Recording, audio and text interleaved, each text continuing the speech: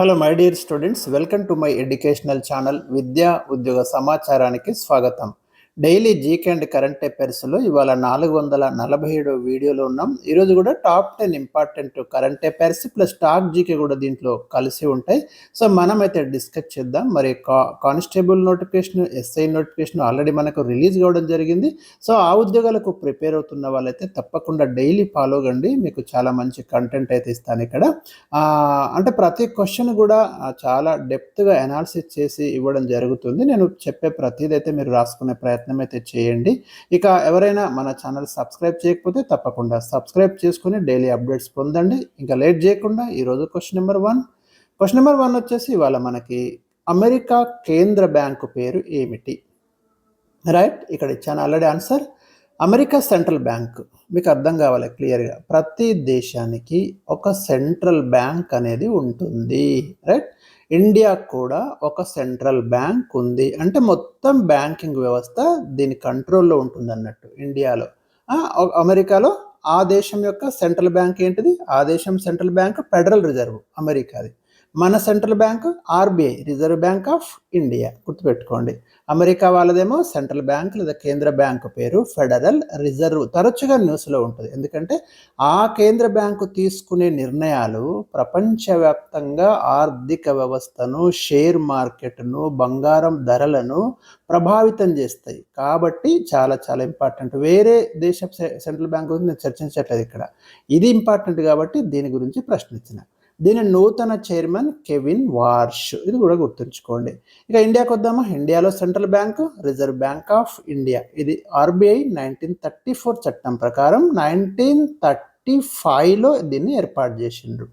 1935 April 1న reserve bank of India ఏర్పడింది. దీని హెడ్ క్వార్టర్ ముంబైలో ఉంది. మొత్తం మన దేశంలో ఉన్న బ్యాంకులన్నింటికి ఇది ఒక సెంట్రల్ బ్యాంకుగా, అపెక్స్ బ్యాంకుగా మనకి ఇది పనిచేస్తుంది. అది కూడా గుర్తుంచుకోండి. Reserve bank of India. Right, question number 2. Dasarathi Krishnamacharya సాహితీ పురస్కారం కొరకు 2026 కొరకు ఎవరిని ఎంపిక చేశారు? తెలంగాణ రాష్ట్ర ప్రభుత్వం ఇచ్చేటటువంటి ముఖ్యమైన అవార్డ్స్ మీద ఖచ్చితంగా క్వశ్చన్స్ ఎక్స్పెక్ట్ చేయొచ్చు. ఈ క్వశ్చన్ మన గతంలో కూడా ఇచ్చినప్పుడు అప్పుడు కూడా క్వశ్చన్స్ ఇలాంటివి వస్తున్నాయి ఈ ఏరియా మీద. దాశరథి కృష్ణమాచార్య తెలంగాణకు చెందిన ప్రముఖ కవి అండి. ముఖ్యంగా మీకు నిజాంకి వ్యతిరేకంగా కవిత్వం రాయడం కావచ్చు, ప్రజలను జాగృతం చేయడం కావచ్చు, చాలా రచనలు అగ్నిధార, రుద్రవీణ, ఇలాంటి పునర్నవం, ఇలాంటి చాలా చాలా ముఖ్యమైన రచనలు ఉన్నాయి దాశరథి కృష్ణమాచార్య. మరి ఎవ్రీ ఇయర్ ఈ దాశరథి కృష్ణమాచార్య పేరుతో ఒక సాహితీ పురస్కారాన్ని తెలంగాణ ప్రభుత్వం ఇస్తుంది. ఈసారి గుడిపాటి వెంకటేశ్వర్లును ఎంపిక చేయడం జరిగింది. గుర్తుంచుకోండి. ఈ పురస్కారం కింద 1,01,116 రూపాయల నగదు పురస్కారం అందజేస్తారు. Question number 3. ప్రపంచంలో అత్యధిక వైశాల్యం గల అంతర్జాతీయ విమానాశ్రయంగా ఇటీవల ఏ విమానాశ్రయం గిన్నెస్ రికార్డు సాధించింది? ఇలాంటి సూపర్లేటివ్ కింద చూసుకోవాలి. అంటే పొడవైనవి, చిన్నవి, పెద్దవి, అత్యంత విశాలమైనవి, ఇలాంటి చూసుకోవాలి.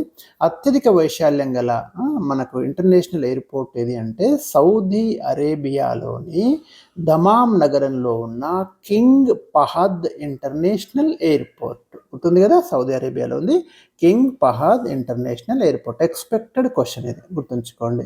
పీసీ ప్రిపేర్ అయ్యేవాళ్ళు, ఎస్ఐ ప్రిపేర్ అయ్యేవాళ్ళు. The biggest international airport in the world by land area, వైశాల్యంలో, is King Fahad International airport in Dammam, Saudi Arabia. Question number 4. గ్లాస్గోలో జరుగుతున్న కామన్వెల్త్ క్రీడలలో భారతదేశానికి, ఇక్కడ భారత్కి అని రావాలండి, సరే, భారతదేశానికి మొదటి పథకం అందించిన క్రీడాకారుడు ఎవరు? ఇక్కడ మీకు కొంచెం టైపింగ్లో కొన్ని అంటే ఆ టైప్ చేసేటప్పుడు పడ్డ ఎర్రర్స్ ఉంటాయి. No problem, no issue.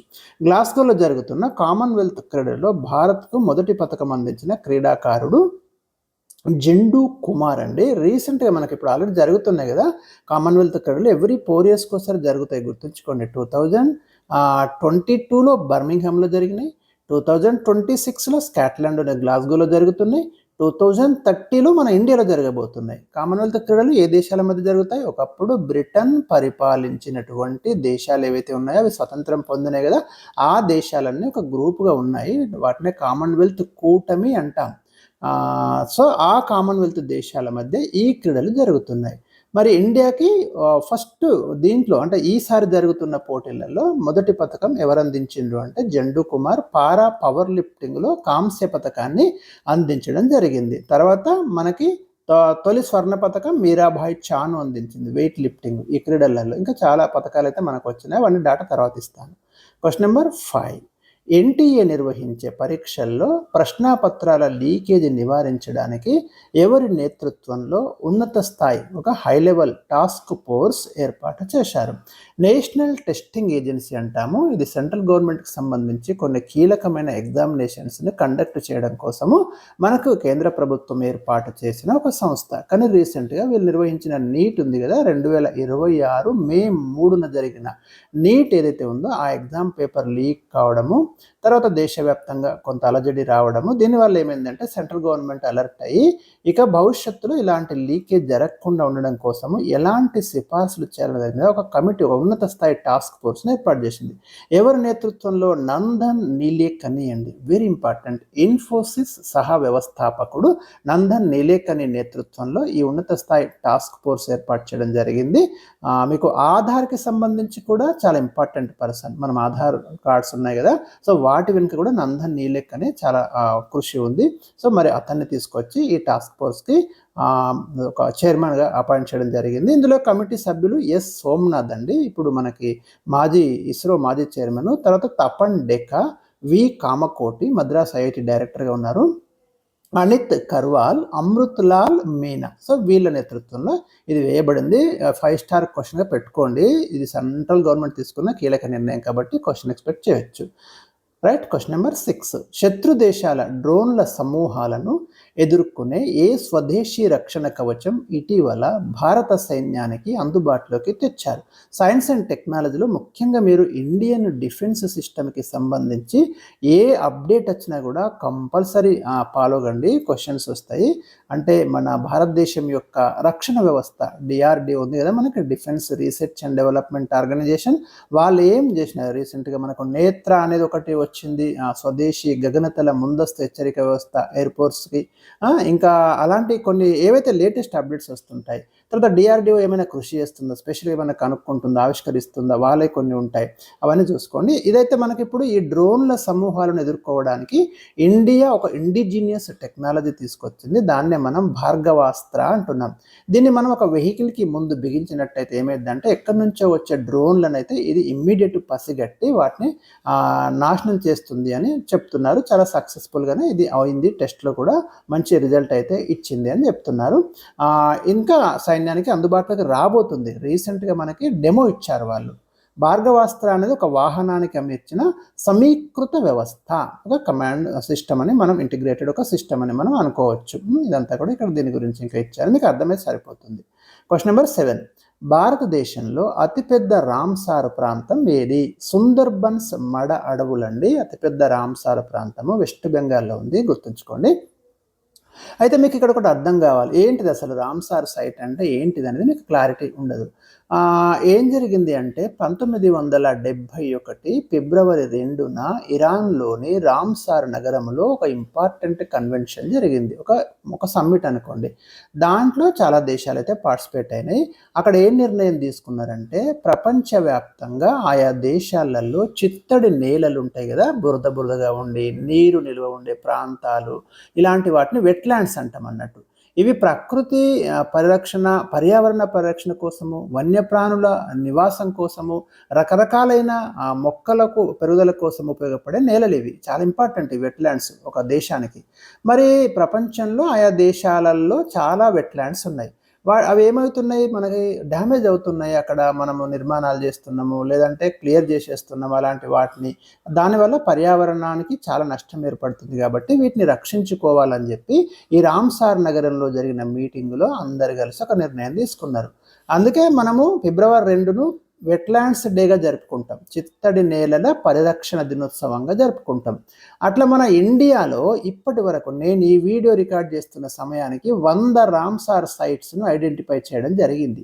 గుర్తుంచుకోండి. అప్డేట్ 100ది ఏదో కూడా నేను గతం వీడియోలో ఇచ్చిన, మీరు ఫాలో కావాలి. అందుకే రెగ్యులర్ ఫాలో కండి వీడియోస్, మీకు చాలా అప్డేటెడ్ ఇన్ఫర్మేషన్ మీ దగ్గరికి రీచ్ అవుతుంది. ఇక మరి ఇండియాలో అతిపెద్ద రామ్సార్ సైట్ ఏది అనే ప్రశ్న అడిగితే సుందర్బన్ మడ అడవులండి, మాంగ్రూవ్ ఫారెస్ట్. చాలా చాలా ఇంపార్టెంట్ ఇది వెస్ట్ బెంగాల్లో మనకి.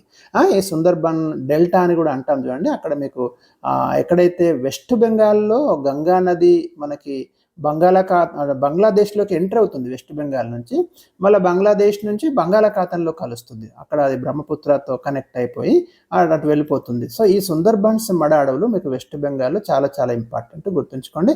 మన రాయల్ బెంగాల్ టైగర్ కూడా ఈ సుందర్బన్స్ అడవులలోనే ఉంటుంది. ఇది నేషనల్ యానిమల్ ఉంది కదా, సో దానికి కూడా ఇది ఆవాసము, చాలా ఇంపార్టెంట్. అతిపెద్ద రామ్సార్ సైట్. మరి అతిపెద్ద తెలుసుకున్నప్పుడు అతి చిన్న రామ్సార్ సైట్ కూడా తెలుసుకోవాలి కదా. అదేమో రేణుకా వెట్లాండ్ అని మనకు హిమాచల్ ప్రదేశ్లో ఉంది, చిన్న రామ్సార్ ప్రాంతం ఇది. ఓకే, ఇది మనకి ఇంకా ఎక్కడైనా చిత్తడి నేలలో అట్లా అది ఇంపార్టెన్స్ అనుకున్నప్పుడు దాన్ని ఓకే చేస్తారు. క్వశ్చన్ నెంబర్ 8, 2026 కామన్వెల్త్ క్రీడల పరేడులో భారత బృందానికి ఎవరు నాయకత్వం వహించిండు? అంటే కామన్వెల్త్ క్రీడలు రీసెంట్గా స్టార్ట్ అయినాయి కదా. అప్పుడు ఏమైందంటే ఫస్ట్ స్టార్టింగ్ డే రోజు ప్రతి దేశం నుండి వాళ్ళ యొక్క నేషనల్ ఫ్లాగ్ను తీసుకొని వస్తారన్నట్టు క్రీడాకారులు. మరి మన నేషనల్ ఫ్లాగ్ తీసుకొని ఎవరు దాంట్లో పరేడ్ చేసిండంటే వెయిట్ లిఫ్టింగ్లో ఒలింపిక్ రజత పథక విజేత మీరాభాయ్ చాను, బాక్సింగ్లో ఒలింపిక్ కాంస్య పథక విజేత లవ్లీనా బోర్గోహైన్, వీళ్ళిద్దరు కలిసి మన జాతీయ జెండాను పట్టుకొని మన క్రీడా బృందాన్ని మైదానంలో నడిపించడం జరిగింది, నాయకత్వం వహించారు. ఇద్దరు పేర్లు గుర్తుంచుకోండి. ఇలాంటి క్వశ్చన్స్ గతంలో ఉన్నాయి కాబట్టి ఇక్కడ ఇచ్చిన నేను. ఇంకా 9th క్వశ్చన్ సేమ్ కామన్వెల్త్ గురించే. ఇంపార్టెంట్ గేమ్స్ కాబట్టి తీసుకోవాలి మనం, తప్పదు కొన్ని ప్రిపేర్ కాక. 2026 కామన్వెల్త్ క్రీడల అధికారిక మస్కట్ ఇది. ప్రతి క్రీడలకు ఒక మస్కట్ తయారు చేస్తారండి. ఇక్కడ ఫిన్నీ అనే మస్కట్ తీసుకున్నారు. గ్లాస్కోలోని ప్రసిద్ధ ఫిన్నిస్టన్ క్రేన్ పేరు మీదుగా దీనికి ఆ పేరు పెట్టిండ్రు. స్కాట్లాండ్ జాతీయ జంతువైన యూనికార్న్ స్ఫూర్తితో స్కాట్లాండ్ జానపద కథలు మరియు సాంప్రదాయాలను ఆధునిక సృజనాత్మకతకు జోడిస్తూ ఈ పిన్ని అనే మస్కట్ని రూపొందించారు. Last question, international tiger day ఏ రోజు జరుపుకుంటారు? జూలై 29న ప్రతి సంవత్సరం ఇంటర్నేషనల్ టైగర్ డే జరుపుకుంటున్నాం. టైగర్ చాలా చాలా ఇంపార్టెంట్ ఎనిమల్ అండి. ఒక అడవిలో పులుల సంఖ్య బాగా ఉంది అంటే అక్కడ పర్యావరణ సమతుల్యత ఉన్నట్టు మనం భావించాలి, గమనించండి మీరు. కానీ రాను ఏమవుతుంది, వాటి జనాభా తగ్గిపోతుంది. అయితే సెయింట్ పీటర్స్బర్గ్లో జరిగిన ఒక కన్వెన్షన్ 2010లో జరిగింది సమ్మిట్. అక్కడ ఒక నిర్ణయం తీసుకున్నారు, ప్రతి సంవత్సరం జూలై 29ని ఇంటర్నేషనల్ టైగర్ డేగా జరుపుకోవాలని. మరి ఈ సంవత్సరం థీమ్ కూడా తెలుసుకుందాం మనం. ఈ సంవత్సరం థీమ్ ఏంటిది అంటే స్థానిక ప్రజలు మరియు మూలవాసుల భాగస్వామ్యంతో పులుల భవిష్యత్తుకు భద్రత కల్పించడం అనేది, securing the future of tigers with indigenous peoples and local communities at the heart అని మనం ఇక్కడ చెప్పినాం కదా. సో ఇది థీమ్ గుర్తుంచుకోండి. ఇంకా ఇందాక చెప్పిన కదా 2010లో రష్యాలోని సెయింట్ పీటర్స్బర్గ్లో ఒక ఇంపార్టెంట్ మీటింగ్ జరిగింది. దాంట్లో ఈ నిర్ణయం తీసుకున్నారు. ఇక పులులను కాపాడడానికి, వాటిని వేటాడడం నిషేధించడానికి ఇండియన్ గవర్నమెంట్ కూడా ప్రాజెక్ట్ టైగర్ అనే ప్రోగ్రామ్ తీసుకున్నది. ఎప్పుడు? 1973లో. ఇది ప్రీవియస్ క్వశ్చన్ చాలాసార్లు. ఏ సంవత్సరం ప్రాజెక్ట్ టైగర్ స్కీమ్ తీసుకొచ్చిండ్రు, ఏ సంవత్సరం ప్రాజెక్ట్ ఎలిఫెంట్ స్కీమ్ తీసుకొచ్చిండ్రు ఏనుగుల్ని పరిరక్షించడానికి, ఇలాంటివన్నీ మనం ఇస్తున్నాం, మన వీడియోస్లో ఉంటాయి చూడండి. ఇంకా ఇంకొకటి ఏంటంటే టైగర్ రిజర్వ్స్. ఇండియాలో 2026 నాటికి భారతదేశంలో 58 టైగర్ రిజర్వ్లు ఉన్నాయి. 58 టైగర్ రిజర్వ్ ఏదో కూడా మన వీడియోస్లో ఉంది, అప్డేటెడ్. ఒక్క టైగర్ రిజర్వ్ కొత్తగా వస్తుంది అంటే నేను ఇస్తున్నాను, వెంటనే ఇచ్చేస్తున్నాను, ఎందుకంటే ఇలాంటి చాలా ఇంపార్టెంట్ కాబట్టి. సో ఇవ్వండి, నేను ఈరోజు మీతో డిస్కస్ చేసిన టాప్ 10 ఇంపార్టెంట్ క్వశ్చన్స్. అర్థమైంది కదా. నెక్స్ట్ వీడియో కోసం వెయిట్ చేయండి. Thank you for watching. Video like చేయడం మర్చిపోవద్దు, షేర్ చేయడం మర్చిపోవద్దు.